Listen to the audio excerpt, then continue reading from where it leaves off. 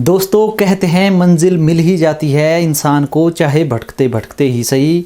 गुमराह तो वो लोग हैं जो घर से निकलते ही नहीं। नमस्कार, मैं हूं आपका अपना दोस्त राम प्रकाश ठाकुर, हिमाचल प्रदेश से। आज आपके लिए फिर से एक इंस्पिरेशनल वीडियो लेकर के आया हूं दोस्तों। एक हौसला सफलता की ओर सीरीज नंबर 3 का पार्ट नंबर 8 लेकर के आया हूं।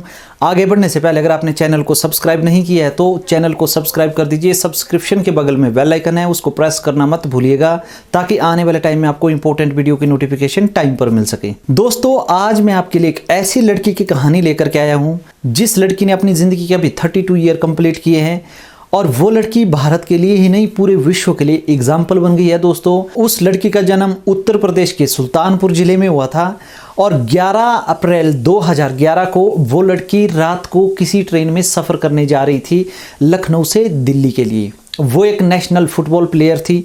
रात को सफ़र के दौरान उसने गले में सोने की चेन पहनी हुई थी। बरेली के पास कुछ गुंडे ट्रेन के अंदर घुसते हैं और उसकी चेन छीनने की कोशिश करते हैं। जब वो गुंडे उसकी चेन छीनने की कोशिश करते हैं तो वो लड़की उन गुंडों से लड़ती है और वो गुंडे उसको ट्रेन से उठा करके बाहर फेंक देते हैं। दुर्भाग्य उस लड़की का ये था कि उतने में जैसे उसको बाहर फेंका गया ट्रेन में, सामने से दूसरी ट्रेन आ रही थी, उससे वो लड़की टकराई और टकरा करके नीचे ट्रैक में गिरी। जैसे उसने थोड़ी देर के बाद अपने लेफ्ट पांव की तरफ हाथ रखा तो वो लेफ्ट पांव उसका टूट चुका था, मतलब अलग हो चुका था। दोस्तों उसने लोगों से मदद मांगने की कोशिश की। वो लड़की कहती है कि 49 ट्रेन वहां से गुजरी और एक भी ट्रेन रुकी नहीं और किसी भी व्यक्ति ने उसकी हेल्प नहीं की। दोस्तों ये घटना रात के 1 बजे की थी और 1 बजे के बाद पूरी रात उसके पाँव में चूहे चले गए थे। चूहे मतलब कुतरने लगे थे, जो पाँव उसका कट गया था। तो सुबह जब लोगों ने उसको देखा तो वहाँ के सिटी हॉस्पिटल में उसको लेकर के गए। वहाँ जब उसके इलाज की बात चली तो दोस्तों वहाँ उस हॉस्पिटल में एनेस्थीसिया की फैसिलिटी नहीं थी और ना तो कोई व्यक्ति उसको ब्लड देने के लिए तैयार था। वो लड़की कहती है कि रात को जब पूरी रात उसने वो दर्द सहा तो हॉस्पिटल के अंदर उसको दिखाई कुछ नहीं दे रहा था, परंतु उसको सुनाई दे रहा था जब डॉक्टर आपस में बात कर रहे थे। वो लड़की कहती है कि सर मेरा पाँव अलग कर दो आप, बिना एनेस्थीसिया के। जब मैंने पूरी रात इतना दर्द सहा है तो अब तो मामूल सी बात है, अब तो मैं हॉस्पिटल में पहुंच गई हूं। तो दोस्तों वहां के जो डॉक्टर और नर्स होते हैं उन्होंने उसको अपना ब्लड दिया, एक यूनिट 2 लोगों ने, और उसका बिना एनेस्थीसिया के पाँव अलग किया।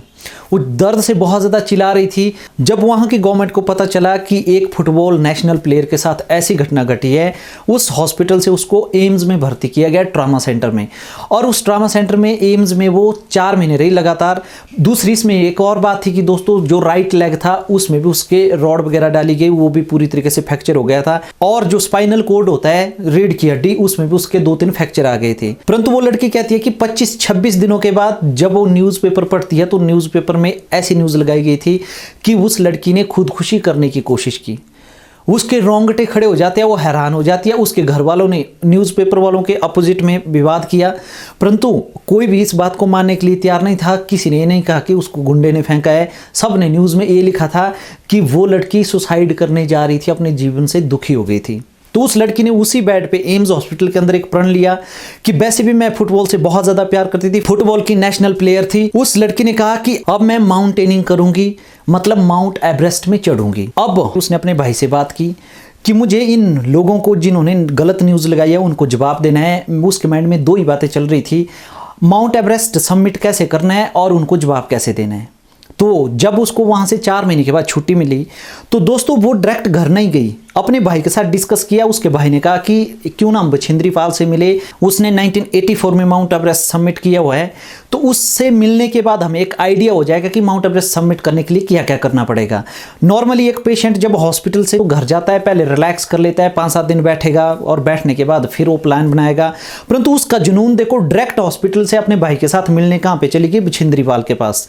बछिंद्री पाल के साथ जब उसने डिस्कस की तो उसने उसका हौसला देख करके उसको और ज्यादा मोटिवेट किया। उसने कहा 50% तो तू जीत गई है, हौसला तेरा इतना स्ट्रांग है, मन से तो तूने माउंट एवरेस्ट फतेह कर लिया है, बस अब तुझे थोड़ा सा 50% मेहनत करनी पड़ेगी। उसके मोटिवेशन से उसको और ज्यादा हौसला है उस लड़की को। जब वो घर गई, घर जाने के बाद उसने लोगों से मदद मांगने की कोशिश की, लोगों से ये डिस्कशन करने की कोशिश की कि मुझे माउंट एवरेस्ट सबमिट करना है। उसके लिए उसको कुछ अमाउंट की जरूरत होती है, पैसे की, 40-50 लाख। उस टाइम उसके लिए बहुत बड़ी बात थी दोस्तों। उनके साथ उन्होंने डिस्कस की तो लोगों ने कहा एक पैर तेरा प्रोस्थेटिक है, आर्टिफिशियल, और दूसरे पैर में रॉड लगी हुई है। ऐसी हालात में आप कैसे माउंट एवरेस्ट को सबमिट कर सकते हैं? पॉसिबिलिटी नहीं है। और इसके बाद जब उसने शेरपा से बात की तो शेरपा ने भी मना कर दिया कि हम आपके साथ नहीं जा सकते क्योंकि आपका प्रोस्थेटिक लेग है और दूसरे लेग में आपके रॉड डली हुई है, हम आपके साथ जाकर के रिस्क नहीं लेना चाहते हैं, आप तो मरेंगे मरेंगे, हमें भी मारेंगे। परंतु उसने जैसे तैसे लोगों से मदद मांग करके पैसा इकट्ठा किया और शेरपा को भी कन्विंस किया और यहां से उसने अपनी जर्नी शुरू कर दी। दोस्तों ठीक 8 महीने के बाद जब उस लड़की को स्पॉन्सरशिप मिली माउंट एवरेस्ट जाने के लिए, तो जब उसने चलना शुरू किया तो दोस्तों वहाँ पे अगर आप टीवी में देखते हैं या फिर फोटो में देखते होंगे, एक ब्लू आइस होता है, ग्रीन आइस होता है। वहां पर जब चलने लगी वो लड़की तो उसके शेरपा ने उसको मना कर दिया। क्यों? क्योंकि उसका जो प्रोस्थेटिक लेग था वो मुड़ रहा था। तो शेरपा ने उसको मना किया कि वापिस चलते हैं, आपके बस की बात नहीं है, आप माउंट एवरेस्ट सबमिट नहीं कर सकते क्योंकि आपके जो पाँव है वो प्रॉपर तरीके से काम नहीं कर पा रहे हैं। तो उस लड़की ने कहा कि मुझे पता है मेरे पाँव है, मैं इनको कैसे चलाऊंगी। ये बात सुन करके वहां पे उसके साथ 4-5 लोग और भी थे जो चल रहे थे। उन्होंने उसको कहा कि आप खाते क्या हैं, जबकि आपका एक नकली पाँव है, मतलब आर्टिफिशियल पाँव, और दूसरे पाँव में रोड डली हुई है, उसके बाद भी आप इतनी हिम्मत के साथ चल रहे हैं। तो कैंप 3 तक तो दोस्तों बड़े आराम से पहुंची लड़की। अब कैंप 3 से जो साउथ कोर का रास्ता था दोस्तों, वो जर्नी बहुत ही कॉम्प्लिकेटेड होती है। वो लड़की कहती है क्योंकि मोस्ट प्रोबेबली रात को वहां से चलते हैं, जब वो रात को जा रही थी तो आसपास उसको सिर्फ और सिर्फ लाशें ही लाशें दिख रही थी। लाशें देखने के बाद उसके रोंगटे खड़े हो गए, उसकी हिम्मत टूटने लगी थी।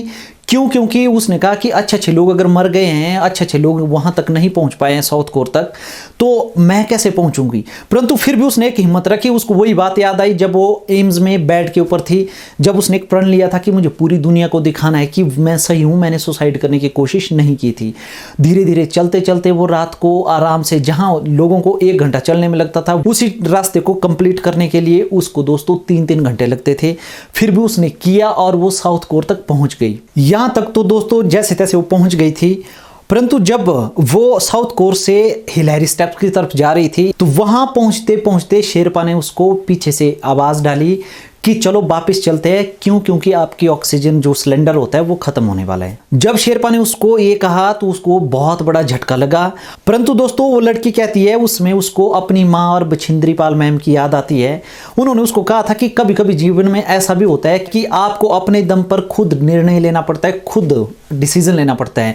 जब वो आगे चली तो बछिंद्री मैम ने उसको कहा था कि जब आपका पीछे मुड़ने का मन करे, पीछे आने का मन करे, तो आपने सिर्फ एक स्टेप आगे चलना है। तो शेरपा वापिस जा रहा था, उसको कन्विंस कर रहा था कि अब हम इससे आगे नहीं जाएंगे। तो उसने कहा कि जब मैं हिलेरी स्टेप पे पहुंचने वाली हूं, पहुंच गई हूं लगभग, तो यहां से तो थोड़ा सा रास्ता आगे बचा हुआ है, तो चाहे कुछ भी हो जाए, मैं चाहे मर क्यों ना जाऊं, परंतु मैं माउंट एवरेस्ट जाऊंगी ही जाऊंगी, मतलब माउंट एवरेस्ट सबमिट करूंगी करूंगी। तो उसने एक स्टेप आगे लिया और शेरपा भी उसके साथ साथ चल पड़ा। जैसे वो एक एक स्टेप आगे चलती गई, 1-1.5 घंटे के बाद माउंट एवरेस्ट पे थी दोस्तों, टॉप पे पहुंच गई थी। टॉप पे पहुंचने के बाद दोस्तों वो लड़की कहती है कि मेरे मन में एक ऐसी फीलिंग आई कि हैंडीकैप्ड आदमी शरीर से नहीं होता है, हैंडीकैप्ड आदमी यहां से होता है।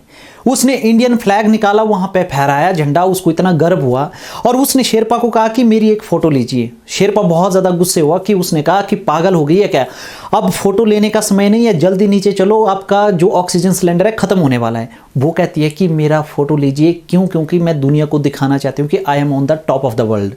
तो अब दोस्तों शेरपा फोटो लेता है।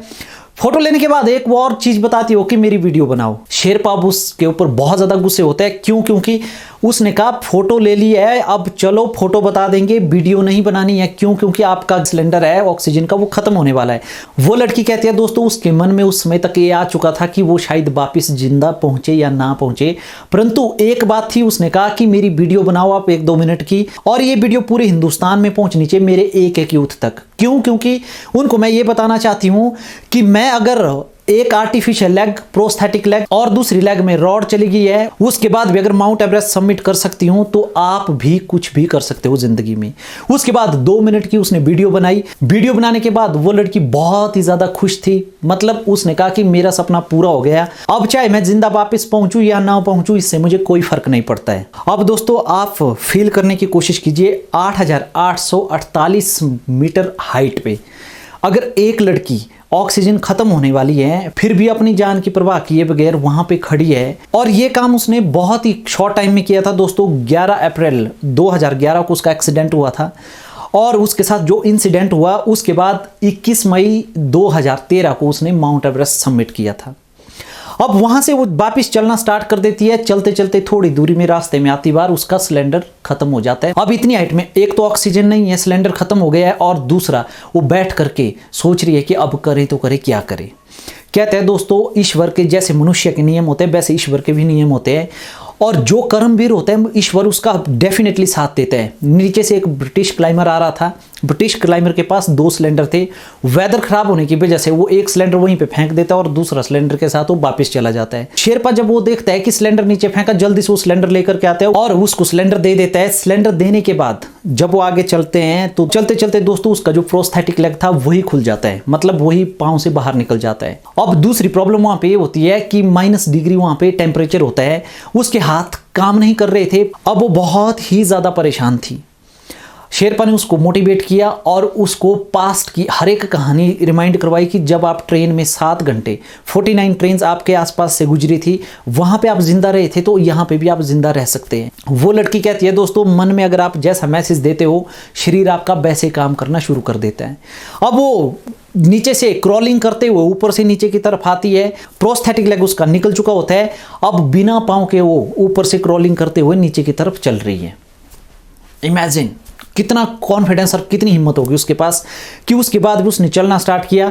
जब वो कैंप 4 में पहुंची, मतलब 3500 मीटर डाउन पहुंची, तो शेरपा ने उसको कहा कि जितना हम डाउन जाएंगे उतना हमारा बेनिफिट होगा। आगे चलते चलते उसने प्रोस्थेटिक लेग को ढूंढा और ढूंढने के बाद दोबारा से प्रोस्थेटिक लेग लगाया और वहां से नीचे उतरना शुरू कर दिया। जनरली दोस्तों माउंट एवरेस्ट में जब आदमी सबमिट करके वापिस आता है उसमें ज्यादा मौतें होती हैं। तो वो लड़की जब ऊपर से नीचे आ रही थी तो आती बार उसको यही फील हो रहा था कहीं मैं मर ना जाऊं, परंतु ऊपर वाले ने उसका साथ दिया और साथ देते देते जैसे जैसे वो नीचे आते गए। जनरली एक आदमी को 17 घंटे लगते हैं वापिस आने में, परंतु उसको लगे 28 घंटे, मतलब 28 आवर्स। सोचो आप। और एट द एंड वो नीचे जब पहुंच जाती है, बेस कैंप पे पहुंच जाती है, तो शेरपा उसको कहता है कि आप बहुत लकी हो कि भगवान ने आपका साथ दिया, आपको सिलेंडर मिल गया, शायद अदरवाइज आप यहां नहीं पहुंचती। और वो लड़की मुस्कुराते हुए कहती है कि लक भी उसी का साथ देता है जिसमें जीतने का जज्बा होता है। मतलब अंत में दोस्तों वो विश्व की पहली अपंग महिला बनी जिसने माउंट एवरेस्ट सबमिट किया, मतलब वर्ल्ड रिकॉर्ड बना दिया कि एक प्रोस्थेटिक लेग होने के बाद, नकली लेग होने के बाद उसने माउंट एवरेस्ट सबमिट किया। इसके अलावा दोस्तों आज तक उस लड़की ने यूरोप, एशिया, ऑस्ट्रेलिया, बहुत जितनी भी पिक्स हैं, जितनी भी ऊंचाई की जगहें हैं, उन सारी जगह जा करके उसने एक रिकॉर्ड बना दिया है। मतलब आज वो लड़की पूरे विश्व के लिए एक इंस्पिरेशन का माध्यम बन गई है। और उस लड़की का नाम है दोस्तों अरुणिमा सिन्हा। अरुणिमा सिन्हा सुल्तानपुर जिले के उत्तर प्रदेश में पैदा हुई थी दोस्तों 1988 में, 1988 में, और आज उसकी उम्र 32 साल कंप्लीट कर गई है, 33 में रनिंग है, और वो एक मोटिवेशनल स्पीकर बन चुकी है और पूरे विश्व के लिए एक इंस्पिरेशन का माध्यम भी। आज भी जो भी पीक वाली चीजें होती है, जो भी ऊंचाई वाली चोटियां हैं, वो सारी जगह जाती है और उनको सबमिट करके वापस आती है। अब दोस्तों what is the moral of this story? इस कहानी से हमें क्या समझ आती है, क्या सीख मिलती है? मतलब एक ही लाइन में अगर बताए तो कुछ करना हो जीवन में तो निशाने हजार होते हैं, अगर कुछ ना करना हो जीवन में तो बहाने भी हजार होते हैं। कुछ लोग निशानों के ऊपर ध्यान देते हैं, कुछ लोग बहानों के ऊपर ध्यान देते हैं। वो लड़की भी दोस्तों किस्मत की बात कर सकती थी। एक तो ट्रेन का इतना बड़ा हादसा, दूसरा फेक न्यूज, तीसरा जब वो माउंट एवरेस्ट सबमिट करने के लिए गई तो उसके लिए उसने पैसा कलेक्ट किया बड़ी मुश्किल से लोगों से मांग मांग करके। चौथा, जब उसको स्पॉन्सरशिप मिल गई माउंट एवरेस्ट की तो चलते चलते वो प्रोस्थेटिक लेग के साथ इतनी सारी प्रॉब्लम्स।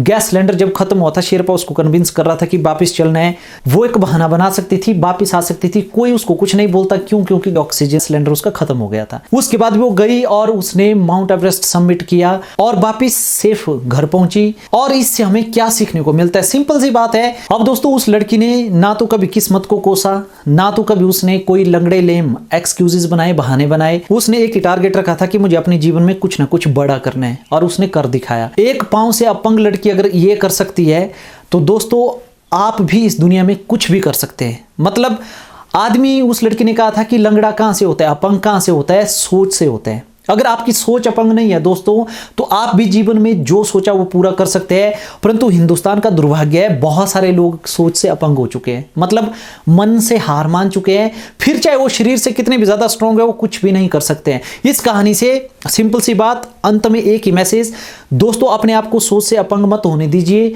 शरीर से चाहे आप कैसे भी हो, अगर सोच से आप स्ट्रांग है तो दुनिया की कोई भी ताकत आपको कामयाब होने से नहीं रोक सकती है।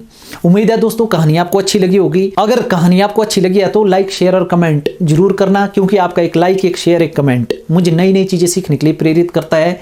जब तक नई वीडियो नहीं आती है तब तक चैनल के साथ यूं ही बने रहिए और अपना प्यार मुझे यूं ही देते रहिए। मैं भगवान से दोस्तों यही प्रे करता हूं कि आप अपने जीवन में स्वस्थ रहे और आपका जीवन खुशियों से भरा हो। पूरी वीडियो देखने के लिए आपका बहुत बहुत धन्यवाद। नमस्कार।